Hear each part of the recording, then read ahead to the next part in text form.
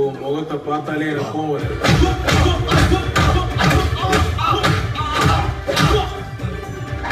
Black Thunder மாயாவை மறந்து என்ன பண்றீங்க?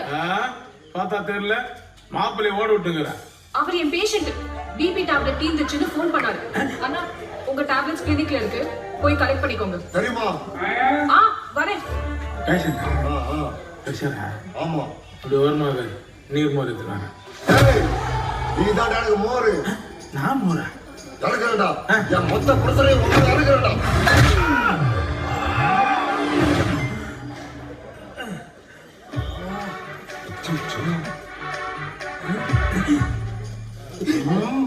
ஓட்ட கண்ணாடி தான் இப்ப ட்ரெண்டு.